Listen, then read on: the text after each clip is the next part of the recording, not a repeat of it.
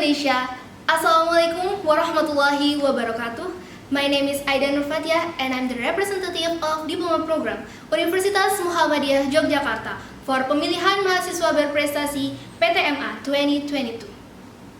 Have you ever wondered where all the stuff we buy comes from and where it goes when we throw it out?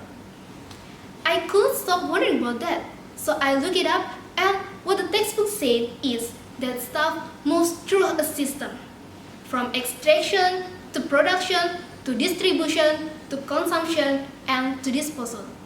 Altogether, it's called the materials economy. Well, I will spin to it a little bit more.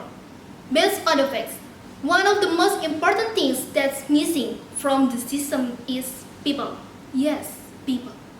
People live and work all along the system.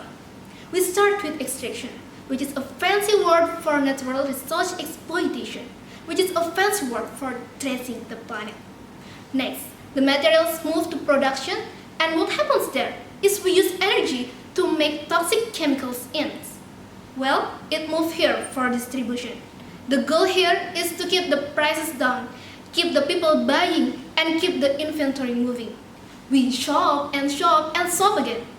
Guess what percentage of total materials flow through this system is still in product? 50%? 20? No, 1%. 1. In other words, 99% of the stuff we harvest, mine, process, transport 99% of the stuff we run through the system is traced within 6 months. So in the end, what happens to all the stuff we buy?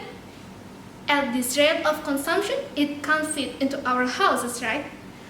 It all goes into the garbage, and that brings us to disposal.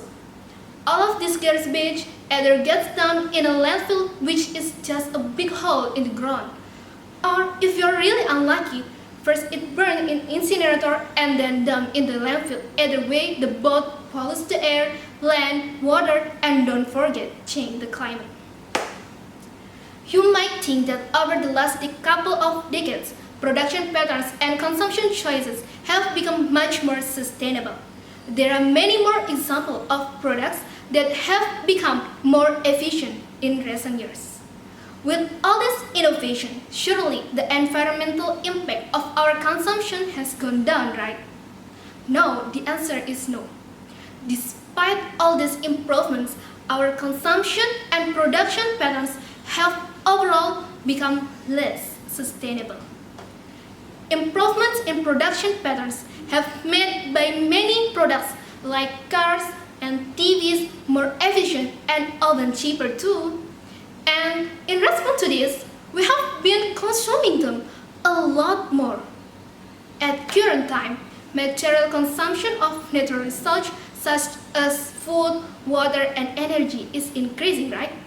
Sustainable consumption and production is needed to ensure that everyone will continue to have enough food, water, and energy. Significant focus on involving everyone along the supply chains from producers to final consumers is needed to achieve this. So, what about recycling? Does recycling help? Yes, recycling helps. Recycling reduces garbage to this end, and it reduces the pressure to mine and harvest new stuff at this end. Yes. We should all recycle, but recycling is not enough. Recycling will never be enough. The solution is quite simple. Consume less. Because we not only need eco-friendly production patterns, we also need to rethink consumption. So, the buck stops with you. With about your own consumption patterns, try to gain a life cycle perspective and ask yourself, what are the environmental impact in the product and the service you consume? And most important, do you really need them? So remember, buy what you need, don't buy what you want. Thank you. Wassalamualaikum warahmatullahi wabarakatuh.